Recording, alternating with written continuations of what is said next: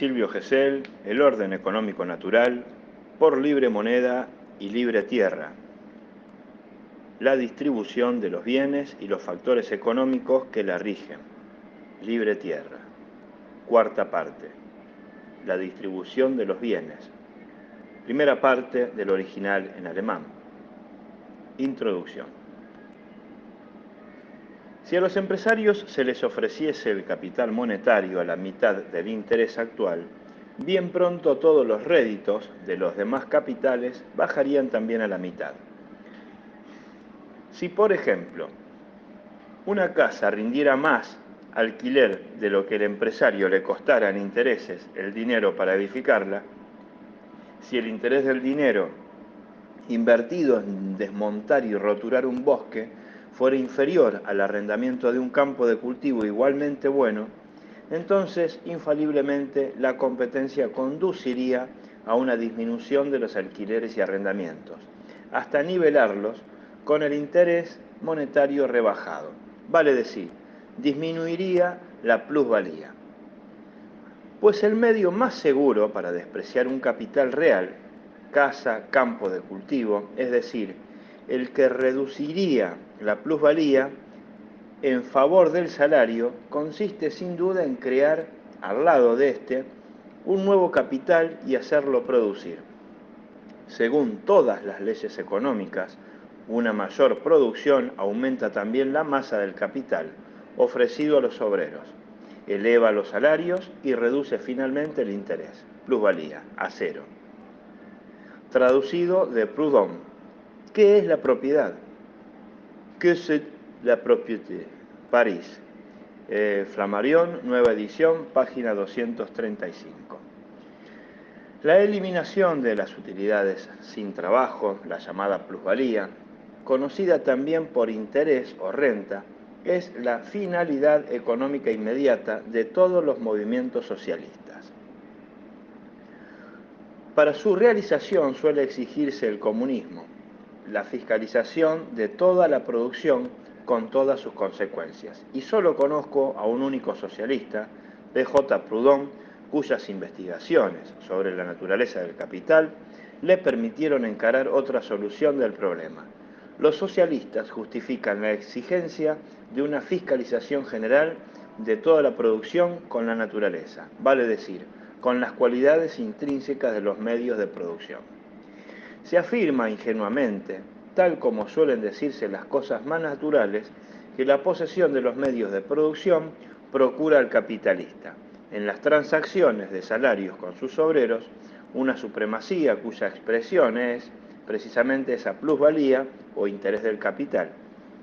Generalmente, nadie puede imaginarse que esa preponderancia de la propiedad puede pasar simplemente a los desposeídos, trabajadores.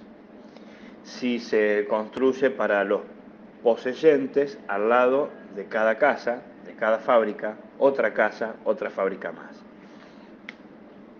Ese camino de atacar conscientemente al capital por medio del trabajo ininterrumpido, tesonero, inteligente y no obstaculizado, para vencerlo finalmente, que les fue señalado a los socialistas hace ya muchos años por P.J. Proudhon.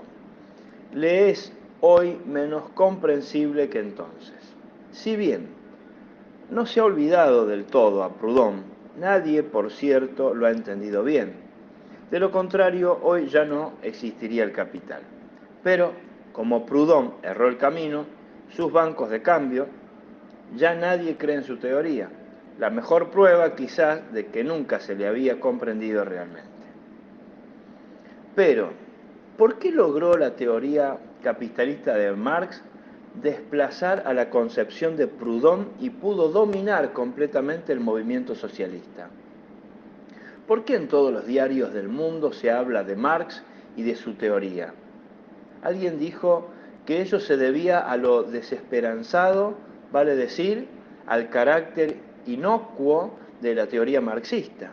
Ningún capitalista teme esa teoría, del mismo modo como ningún capitalista teme a la doctrina cristiana. Sería hasta verdaderamente ventajoso para el Capital hablar largo y tendido de Marx y de Cristo. Marx jamás podría causarle algún daño al Capital, ya que juzga equivocadamente la naturaleza del mismo. En cambio, con Proudhon hay que estar alerta. Mejor es rodearlo de silencio. Es un individuo peligroso, pues lo que afirma es sencillamente indiscutible. Cuando dice que si los obreros pudiesen trabajar sin obstáculos, sin ser molestados y sin detenerse, bien pronto el capital se ahogaría en una superproducción de capitales. No confundir con superproducción de mercancías. Lo que Proudhon recomienda para combatir al capitalismo puede ser puesto inmediatamente en práctica y es por consiguiente peligroso. Hasta el mismo programa marxista habla de la formidable capacidad productiva del obrero adiestrado, provisto de herramientas modernas que la técnica actual le facilita. Pero Marx no sabe qué hacer con esa formidable fuerza productiva. En cambio, en manos de Proudhon se transforma en un arma de primer orden contra el capital. Por eso, hablad largo y tendido de Marx, así quizás Proudhon sea olvidado por completo. Tengo la impresión de que el hombre que así hablaba tenía razón. ¿Acaso no sucedió lo mismo con Henry George, con el movimiento reformista agrario alemán? La gran verdad de Damasqué, como los terratenientes bien pronto descubrieron que se trataba simplemente de un cordero con piel de lobo, porque el impuesto a la renta territorial es prácticamente irrealizable. No había por qué temer ni al hombre ni a la reforma. Por eso podía la prensa hablar libremente de la ilusión de Henry George. Los reformistas agrarios eran bien vistos en la alta sociedad. Todo agrario, todo especulador triguero, tornóse reformista. El león no tenía dientes, se podía jugar con él, tal como en los salones del mundo social se juega con el cristianismo. El libro de George tuvo el tiraje más grande que libro alguno haya tenido jamás. Toda la prensa traía comentarios. Las investigaciones de Marx, desde un principio, equivocan el camino a seguir. Primero, como cualquier extraño lo hace, así Marx también juzga al capital como un bien material. En cambio, para Proudhon, la plusvalía, el interés, no es lo producido por un bien material, sino por una constelación económica, por una situación del mercado.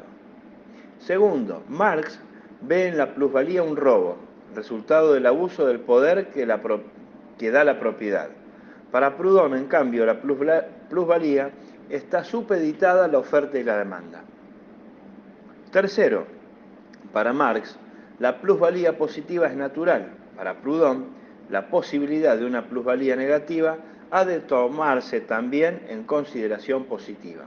La plusvalía de parte de la oferta, vale decir del capitalista, negativa, la plusvalía de parte de la demanda, o sea de los trabajadores.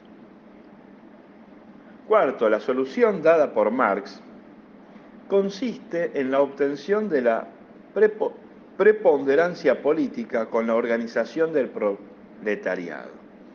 La solución de Proudhon requiere tan solo la eliminación del obstáculo que nos impide el desarrollo total de nuestro potencial productor.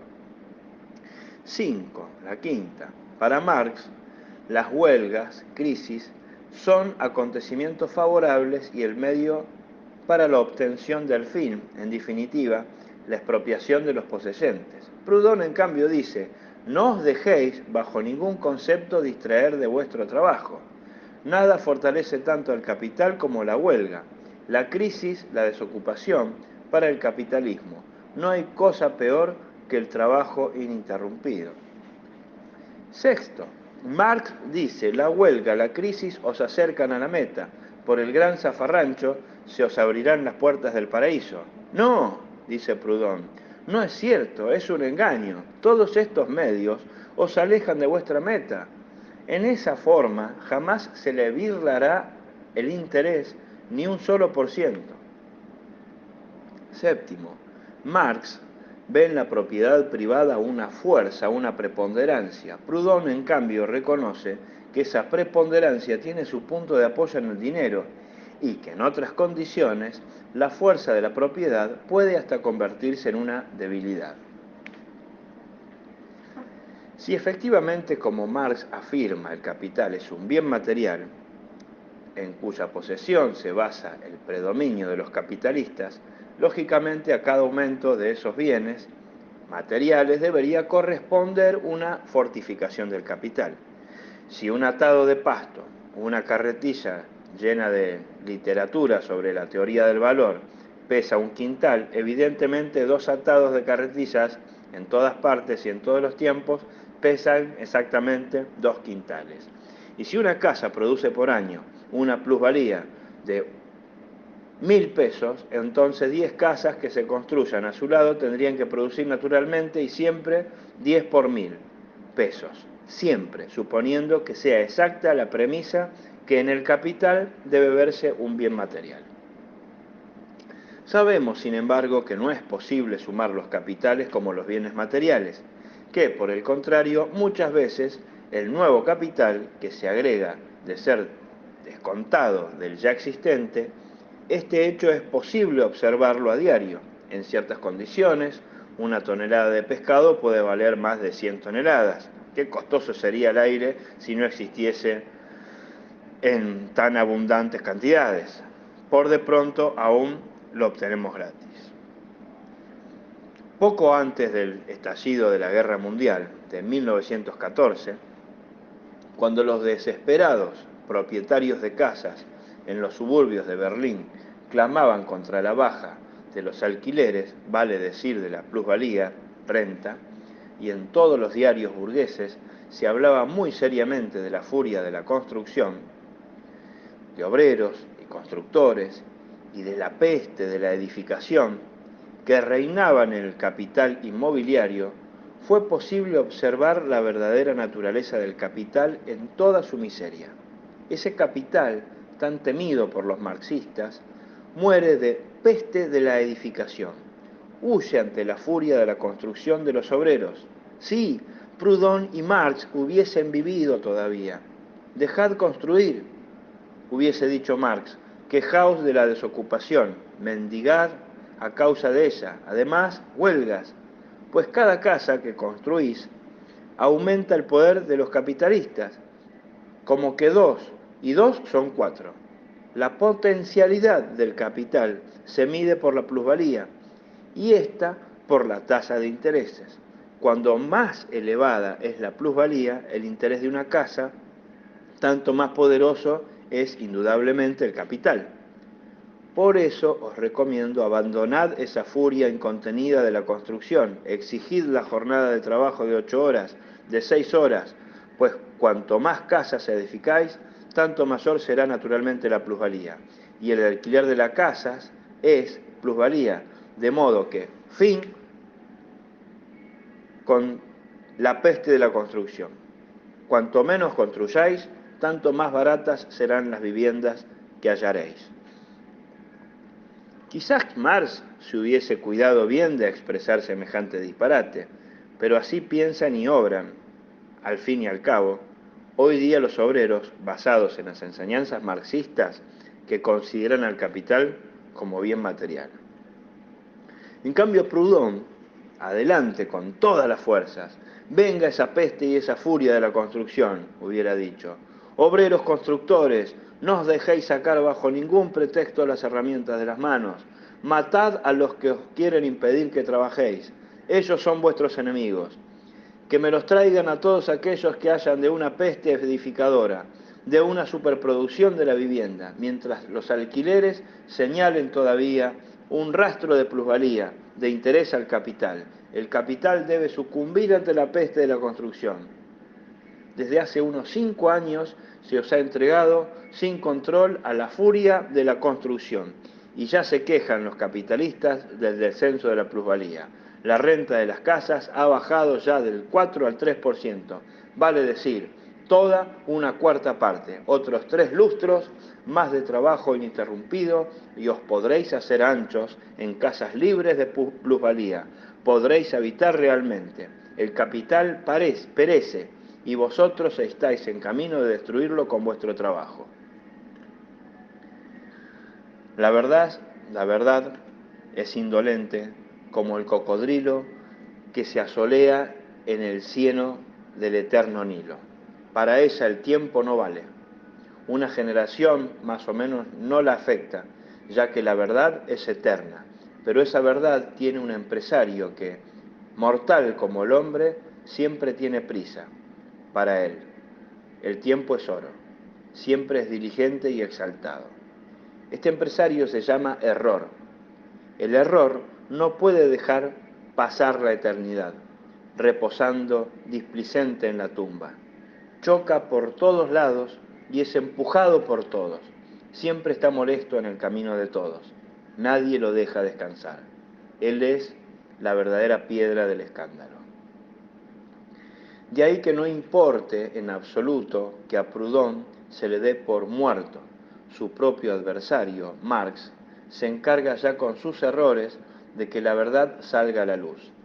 Y en este sentido se puede decir que Marx se ha convertido en el empresario de Proudhon.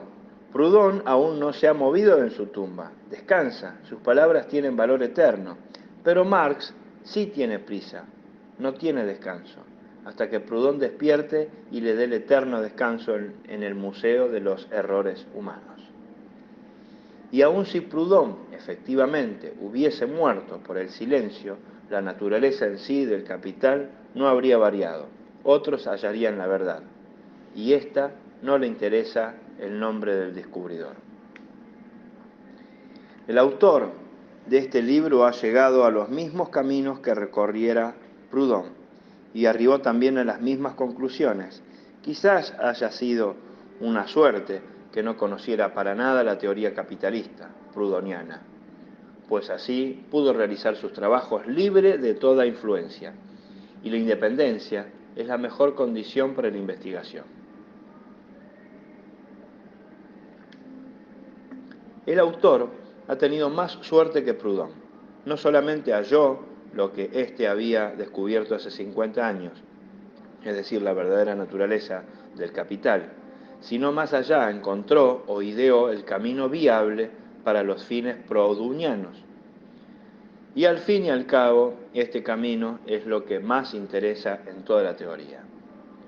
Proudhon preguntaba, ¿por qué tenemos tan pocas casas, máquinas y barcos? Y dio a ello también la respuesta exacta, porque la moneda no permite su construcción. O si queremos emplear sus mismas palabras, porque la moneda es un guardia que, apostado a las entradas de los mercados, tiene la consigna de no permitir el paso de nadie. El dinero, así lo creéis vosotros, es la llave del mercado, debiendo entenderse en este caso por intercambio de productos. Eso no es cierto. El dinero es un cerrojo.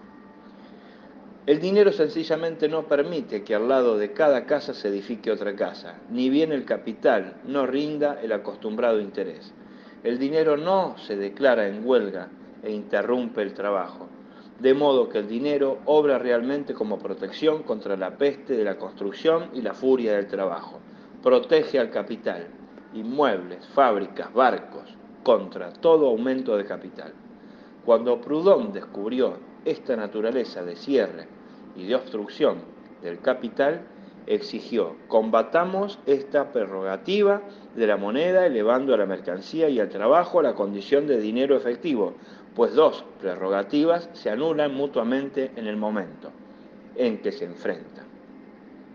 Si le asignamos a la mercancía la misma preponderancia de la moneda, ambas preponderancias se equilibran por sí mismas. Esta fue la idea y la proposición de Proudhon, y para realizarla fundó los bancos de cambio, y estos, como es sabido, fracasaron.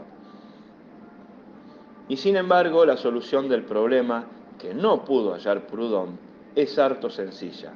Para ello, solo se requiere abandonar de una vez el acostumbrado punto de vista del propietario de la moneda y encarar el problema desde la posición del trabajo y del poseedor de mercancías. Entonces, la solución se halla de inmediato. La mercancía es la verdadera base de la economía social y no la moneda. El 99% de nuestra riqueza se forma por las mercancías y sus derivados. Solo el 1% lo forma la moneda. Consideremos y tratemos pues a la mercancía tal como aparece en el mercado. De todos modos, en nada podemos alterarla. Si esa mercancía se pudre, se rompe o se consume, bien, dejemos que así sea. En realidad, esa es su esencia. Por más que mejoremos los bancos de cambio de Proudhon, no por ello no sería posible impedir que la edición de los diarios, que a las 6 de la mañana fuera repartida a gritos por los canillitas, 2 horas más tarde pase a engrosar la pila de papel viejo, si no ha encontrado comprador. Debemos tener en cuenta también que la moneda en general es utilizada además como medio de ahorro, que todo el dinero que sirve de medio de cambio al comercio va a parar a las cajas de ahorro y permanece allí hasta que la oportunidad de obtener un interés lo hace salir. Pero, ¿cómo conseguiremos elevar para el ahorrador las mercancías a la misma categoría de la moneda contante, oro? ¿Cómo podremos influenciar al ahorrador para que en lugar de guardar dinero, deposite en sus cajas o cámaras de ahorro heno, libros, tocino, granos, cueros, guano, dinamita, porcelana, etc.? Y esto era lo que en realidad Proudhon perseguía cuando quiso poner el dinero y la mercancía en un mismo nivel, cuando los quiso equiparar perfectamente. Proudhon olvidó sus consideraciones de la moneda actual. No es solamente medio de cambio, sino también medio de ahorra, y que para la despensa del ahorrador, la moneda y papas, moneda y cal, moneda y paño, nunca y bajo ningún concepto serán considerados como objetos de igual valor. Un joven que ahorra para los días de su vejez preferirá una moneda de oro al contenido de la mayor tienda. Dejemos pues en paz a las mercancías. Ellas constituyen la base, el mundo, al cual debe ajustarse el resto. En cambio, observemos con un poco más de atención a la moneda. En ella nos será más fácil realizar alguna reforma. ¿Debe la moneda forzosamente ser tal cual es? ¿Por qué necesariamente durante el incendio de un negocio, en una inundación, en un cambio de moneda, en una crisis, en una guerra, la moneda sea lo único que se trata de proteger contra todo daño? ¿Por qué la moneda ha de ser mejor que las mercancías a cuyo intercambio debe servir? ¿Y no es acaso ser mejor, precisamente la prerrogativa por cuya existencia explicamos la causa de la plusvalía, cuya eliminación era lo que ansiaba Proudhon? Fuera, pues, con las prerrogativas de la moneda. El dinero como mercancía no ha de ser para nadie, ni para el ahorrador, o el especulador, o el capitalista, mejor que el contenido de los mercados, de las tiendas o almacenes. Si la moneda no ha de tener prerrogativas frente a las mercancías, ha de deteriorarse también como éstas, mufarse o podrirse, ha de poder ser carcomida, enfermar, escapar, y si muere, el propietario ha de pagar aún los gastos para desarrollarla. Recién entonces podremos decir qué moneda y mercancía son absolutamente equivalentes y están a un mismo nivel, tal como Proudhon lo quería. Demos ahora a esta exigencia una fórmula comercial. Digamos, todo poseedor de mercancías generalmente sufra por el almacenamiento de la misma una pérdida en cantidad y calidad. Además, debe pagar los gastos de depósito, alquiler, seguros, cuidado, etc.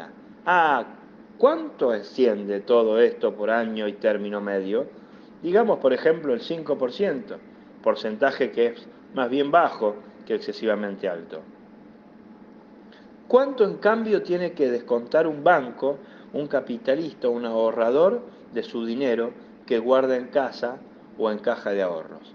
¿En cuánto ha disminuido, por ejemplo, el tesoro de guerra alemán guardado en la Torre de Julio cerca de Spandau en los 44 años que allí estuvo depositado? ni un mísero céntimo. Si así son los hechos, ya tenemos la respuesta a nuestra pregunta. Le adjudicamos a la moneda la misma pérdida que sufren las mercancías en depósito. De ese momento, la moneda ya no será mejor que la mercancía, será entonces indiferente para cualquier poseer o ahorrar moneda o mercancías, ya que la moneda y las mercancías son absolutamente equivalentes. Entonces el enigma prudoniano estará resuelto, su alma salvada del purgatorio y rotas las cadenas que desde tiempo inmemorial impedían a la humanidad el libre desenvolvimiento de sus fuerzas. Con el objeto de estructurar este trabajo de investigación como una propaganda social, político, el orden económico natural, he resuelto exponer recién en las partes tercera y quinta la solución, se hace más clara la visión de conjunto, se presenta más nítida la finalidad, el orden económico natural. Quien tenga en cambio interés especial en saber cómo ha sido resuelto el problema de Proudhon, que comience con la parte 3, 5 y lea al final la parte 1 y 2. Pie de página. Ernst Frankfurt, Los réditos sin trabajo, editorial Junginger Arosa. 2. Expresiones del general Anzeiger de Gross, Leichterfelde. 3. Gustavo Landauer, más 1919, el socialista.